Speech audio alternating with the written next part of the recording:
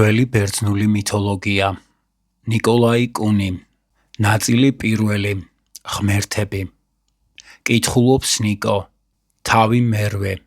აპოლონი. აუდიო წიგნი არის დასფიქს ნიკო არხის საკუთრება. მადლობა, რომ გვისმენთ. სინათლის ღმერთი. ოქროს კულულებიანი აპოლონი. კუნძულ დელოსზე დაიბადა.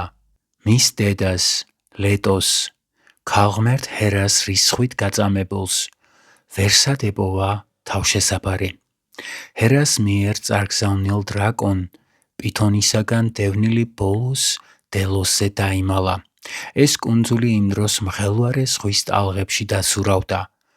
როგორც კი ლეტომ დელოსზე ფეხი შედგა, ზღვის უსკრულიდან ტალღების უზარმაზარი სვეტები აღიმარდნენ და ეს უდაბური კუნძული ერთ ადგილზე შეაჩერეს. იმ დღიდან მოკიდებული დღემდე ურყევად დგას იქ, სადაც პირველად შეჩერდა. დელოსის გარშემო ბობოქრობდა სხვა, ნაღვლიანად აზიდულიყვნენ გაშიშვლებული კლდეები. მცენარეების ნასახიც არსად იყო. მხოლოდ ზღვის თოლიები პოულობდნენ თავშესაფარს ამ კუნძულზე და თავიანთი მწუხარე ძახილით აყრუებდნენ კლდეებს. მაგრამ დაიბადა სინათლის ღმერთი აპოლონი და ყოველივეს ცხოველმყოფელი სინათლის სხივები მოეფინა. ოქროსბრად აციმციმდნენ დელოსის კლდეები. ოქროსბრად აციმციმდნენ დელოსის კლდეები. გარშემო ყველაფერი აყვავდა, აელვარდა. ზღვის ნაპირზე აღმართული კლდეები, კინთოს მთა, ზღვა და ხეობები. ხმამაღლა უძღვნიდნენ ქებათა ქებას, ახალშობილ ღმერთს. დელოსზე თავმოყრილი ქალღმერთები კი ამბროსიასა და ნექტარს აწვდიდნენ მას. ქალღმერთებთან ერთად ზეიმობდა მთელი ბუნება.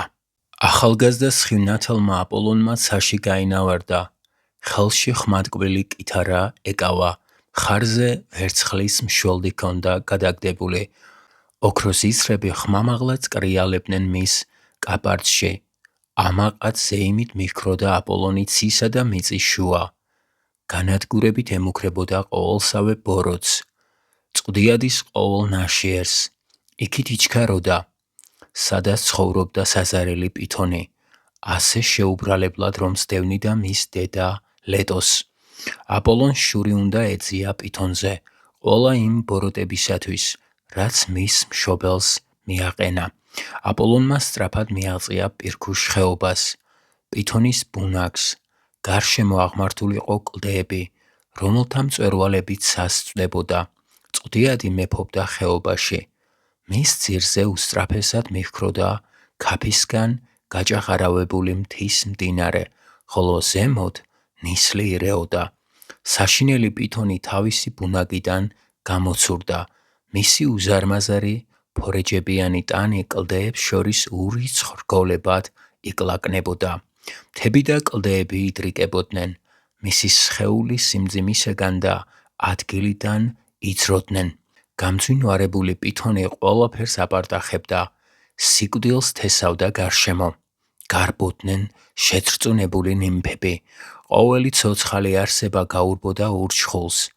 პითონი ყალზე შედგა.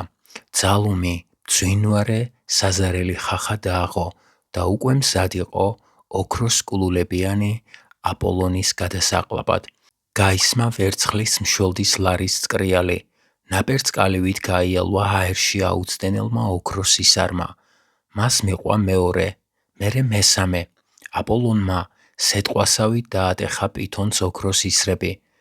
განგმირული დაეცა დედამიწაზე უსულო დრაკონი.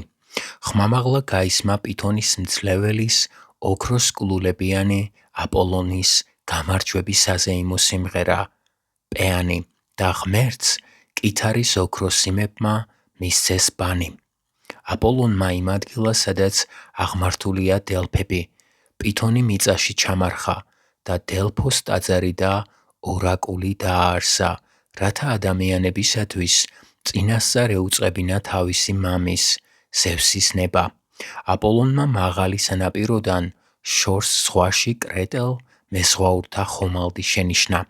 მაშინ მან დელფინის სახე მიიღო, ლურჯ ზღვაში გადაეშვა, ხომალდს დაეწია და ზღვის ტალღებიდან სხივ ნათელი ვარსკვლავის სახით გემბანზე აფრინდა. აპოლონმა ხომალდი ქალაქ კრისოს ნავსაყუდელში მიიყვანა და კრეტელ მეზღვაურებს ოქროს კითარის დაკვრით დელფოს ნაყოფიერი ველებისაკენ გაუძღვა. კრეტელი ზღვაოსნები მან თავისი ტაძრის პირველ ქურუმებად აქცია. ნათელმა ხიარულმა ღმერთმა აპოლონმა ნაღველიც იცის და მასაც ეწვია უბედურება. პითონის დამარცხების შემდეგ მალე იგემა დარდი. როცა გამარჯვებით გაამაყებული აპოლონი თავისი ისრებით განგმირულ ურჩხულს ადგა თავზე, თვალი მოკრა ქვერდით მდგომ სიყვარულის ჭაბუკ ღმერთს ეროსს, ოქროს მშველს რომ ეზიდებოდა. აპოლონმა სიცილით უთხრა: რად გინდა ჭაბუკო ასეთი მრისხანე იარაღი? გამგმირავი ოქროს ისრების ტყორცნა, რომელთა შემწეობითაც ეს არის ბოლო მოუღე პითონს, მე მომანდე. ხომ არ გინდა დიდებით გამიტოლდე, მოისარს, ან იქნებ ჩემზე მეტი სახელის მოხვეჭასაც ფიქრობ. განაწყენებულმა ეროსმა ამაყად უპასუხა აპოლონს: შენი ისრები, აპოლონ, მიზანს არ სდებიან, ყველას ჭრიან, მაგრამ ჩემი ისარი დაგჭრის შენ. ეროსმა ოქროს ფრთები შეარხია და ელვის სისწრაფით აფრინდა მაღალ პარნასზე. იქ კარაბჭიდან ორი ისარი ამოიღო, ერთი გულის დამჭრელი და სიყვარულის გამომწვევი ისარი აპოლონს ესროლა და გულში დაჭრა, მეორე კი სიყვარულის კვლელი. გულზე დაასო მდინარის ღმერთის პენევსის ასულს ნიმფა დაფნას. ერთხელ აპოლონი მშვენიერ დაფნას შეხვდა და შეიყვარა, მაგრამ როგორც კი ოქროს კულულებიანი აპოლონი დაინახა, დაფნა ქარზე უსწრაფესად გაიქცა. აკი ეროსის სიყვარულის მკვლელმა ისარმა მას გული განუგმირა. გაქცეულ დაფნას კვალდაკვალ მიყვა ვერცხლის მშვილდიანი ღმერთი. შეჩერდი, მშვენიერო ნიმფაო, შესთხოვდა აპოლონი. რისთვის გამერბი ხარ? თითქოს კრავი იყო და მგელი აგდევნებოდეს. არწივის დევნილი მტრედივით მიხკრი ხარ. მე ხომ შენი მტერი არა ვარ. შეხედე, ფეხები კვრინჩხის ეკლებით დაისერე. მომიცადე, შეჩერდი, მე ხომ აპოლონი ვარ. მეხთა მტყორცნელ ზევსის შვილი და არა უბრალო მოკვდავი მწყემსი. მაგრამ სულ უფრო სწრაფად გარბოდა მშვენიერი დაფნა. ფრთა შესხმულივით სწრაფად მისდევს აპოლონი. დაუახლოვდა კიდეც, სადაცაა დაეწევა. დაფნა უკვე გრძნობს მის სუნთქვას. ძალღონი ღალატობს. დაფნამ ხელები აღაპყრო და თავის მამას პენევს შეევედრა. მამაჩემო პენევს, დამეხმარე, მიწავ, თან ჩამიტანე. მიშველეთ, მომაშორეთ ეს სახე, მხოლოდ ტანჯვას რომ მაყენებს. როგორც კი წარმოსთქვა ვედრება, მყისვე კიდურები გაუშეშდა. ქერქმა დაუფარა ნაზის სხეული. თმა ფოთლებად ექცა, ხოლო ცაში აღმართული ხელები ტოტებად. დიდხანს იდგა ნაღვლიანი აპოლონი დაფნის წინ და ბოლოს წარმოსთქვა. დაე მხოლოდ შენი ტოტების გვირგვინი მიმკობდეს თავს. დე ამიერიდან შენი ფოთლებით ამკობდნენ ჩემს კითარას, ჩემს კაბარჯს. დე ნურასოდეს ნუ დაჭკნება. დაფნაო, სიმწვანე შენი. იყავ მარად მწვანე. დაფნამ კი აპოლონის პასუხად წყნარად შეაშრიალა თავისი ხშირი ფოთლები და თითქოს თანხმობის ნიშნად მწვანე კენწერო დახარა. აპოლონი უნდა განწმენდილიყო ცოდვისაგან. პითონის სისხლი რომ დაღვარა. თვითონაც ხომ წმენს ადამიანებს, რომელთაც მკვლელობა ჩაიდინეს. ზევსის გადაწყვეტილებით იგი მშვენიერსა და კეთილშობილ მეფე ადმეტეს ესტუმრა თესალიაში. აქ მეფის ჯოგებს წემსავდა და ამით ინანიებდა თავის ცოდვებს. როცა აპოლონი საძოვრებზე ლერწმი სალამურზე ან თავის კითარაზე უკრავდა, გარეული მხეცები ტყეებიდან გამოდიოდნენ და სიმთა ჟღერით მოჯადოებულნი უსმენდნენ. ავაზები და მძვინვარე ლომები აღარ ერჩოდნენ ჯოგებს. ირმები და არჩვები გროვდებოდნენ სალამურის ხმაზე. მშვიდობა და სიხარული მეფობდა გარშემო. კეთილდღეობამ დაისადგურა ადმეტეს სასახლეში. არავის არ ჰქონდა ასეთი უხვი ნაყოფი. მთელს თესალიაში არავის ყავდა მისზე რქებული ცხენები და ჯოგები. ყოველივე ეს ოქროსთმიანმა აპოლონმა მისცა. აპოლონი დაეხმარა ადმეტეს. იოლკოსისის მეფის პელიასის ასულის ალკესტიდას ცოლად შერთვაშიც. პელიას გადაწყვეტილი ჰქონდა ქალიშვილი მიეთხოვებინა მისთვის, ვინც დათვსა და ლომს ეტლში ერთად შეაბამდა. მაშინ აპოლონმა თავის მეგობარ ადმეტეს დაუძლეველი ძალა მიანიჭა და მეფემ ეგზომ ძნელი ამოცანა შეასრულა. აპოლონი ადმეტეს 8 წელი ემსახურა და თავისი სამსახურით სოდვა რომ გამოისყიდა, დელფოში დაბრუნდა. გაზაფხულსა და ზაფხულს აპოლონი დელფოს მიდამოებში ატარებს, ხოლო როცა შემოდგომა დგება, ყვავილები ჭკნებიან და ხეებზე ფოთლები ყვითლდებიან, როცა ცივი ზამთარი ახლოვდება და პარნასის მწვერვალს თოვლი ფარავს, აპოლონი თავის თეთრ, გედებ-შებმულ ეტლში ჭდება და მიეშურება ჰიპერბორეელთა ქვეყანაში, მარადიული გაზაფხულის მხარეში, სადაც ზამთარი არ იცის. ზამთრის თვეებს იკატარებს, ხოლო როცა დელფოში ყველაფერი აყვავდება, როცა გაზაფხულის მაცოცხლებელი სუნთქვა ყვავილებს გაშლის და კრისის ხეობას ჭრელ ფიანდაზად აქცევს, ოქროსკულულებიანი აპოლონიც თავისი თეთრი ჰაეროვანი გედებით დელფოს უბრუნდება და ადამიანებს მეხთამტყორცნელი ზევსის ნება-სურველს უწინასწარმეტყველებს. მაშინ დელფოს მხარეში ზეიმით აღნიშნავენ აპოლონის დაბრუნებას ჰიპერბორეელების ქვეყნიდან.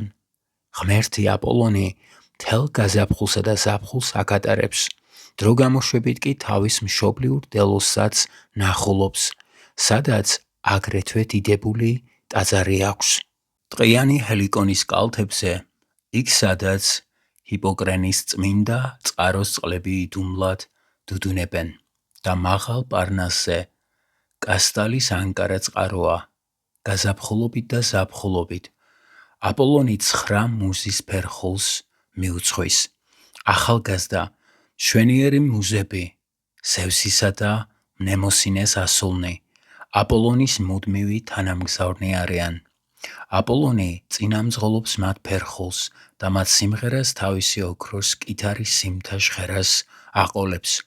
დაფნით დამშვენებული, დიდებულად თავაწეული მიუძღვის წინ მუზების ქოროს და უკან მიყვება ყველა 9 მუზა, კალიოპე, ეპიკური პოეზიის მუზა, ევტერპე, ლირიკის მუზა, ერატო, სატრფიალო სიმღერების მუზა, მელპომენე, ტრაგედიის მუზა, თალეია, კომედიის მუზა, ტერფსიქორე, ცეკვის მუზა, კლიო, ისტორიის მუზა, ურანია, ასტრონომიის მუზა და პოლიიმნია, წმინდა საგალობელთა მუზა. ზეიმით ქუხს მათი ქორო და მთელი ბუნება მონუსხულივით უსმენს მათს ღვთაებრივ სიმღერას. როცა აპოლონი მუზების თანხლებით ნათელ ოლიმპოზე ღმერთების დასში გამოჩნდება და მისი კითარის ხმასთან შეხმატკბილებული მუზების სიმღერა აშღერდება, მაშინ ოლიმპოზე სრული დუმილი ისადგურებს. თვით არესი ივიწყებს სისხლის მღვრელი ომების ხმაურს, აღარ ტყორცნის ელვის ენებს, ღრუბელთა გამფანტავი ზევსი. ღმერთები ივიწყებენ განხეთქილებებს, მშვიდობა და სიწყნარე ისადგურებს ოლიმპოზე. თვით ზევსის არწივი დაბლა უშვებს ძალუმ რთებს და ხუჭავს ხიზელ თვალებს, აღარ გაისმის მისი მრისხანე ყიპყიპი, შვიდად თვლემს იგი ზევსის კვერცხზე. როცა აპოლონი მხიარულად გაჰკრავს ღვთაებრივ დიდებს, ოქროს კითარის სიმებს, მაშინ ღმერთების სანადიმო დარბაზში ნათელი, მოციმციმე ფერხული დაიძვრის. მუზები, ქარიტები, მარად ნორჩი აფროდიტე, არესი და ჰერმესი ყველა მონაწილეობს მხიარულ ფერხულში, ხოლო სულ თავში რონინით მიდის ახოვანი დიდებული ქალწული აპოლონის და ოქროსფერი ნათელი სხივებით გარემოცული არტემიდე. ცეკვავენ ნორჩი ღმერთები აპოლონის კითარის ხმაზე. სასტიკია შორს მტყორცნელი აპოლონი. თუ განრისხდა, არიციან შებრალება მისმა ოქროს ისრებმა. მრავალი განგმირეს ამ ისრებმა. მათ დაღუპეს ალოეის ვაჟები, რომლებიც გაამაყებულნი იყვნენ საკუთარი ძალით და არავისი მორჩილება არ ისურვეს. მათ ადრეულ სიყვმაწვილეში განითქვეს სახელი თავიანთი უზარმაზარი ტანადობით, უსაზღვრო ღონით და სიმამაცით.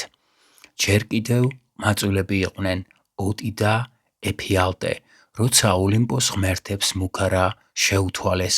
ო, გვაცალეთ, ოღონდ გვაცალეთ, ჩვენი ზებუნებრივი ძალის გაფურჩქნა და დავაშკაცება. ერთმანეთზე დავაყუდებთ ოლიმპოს, პელიონისა და ოსის მთებს, ცაში ამოვალთ და ჰერასა და არტემიდეს მოგტაცებთ ოლიმპოელებო.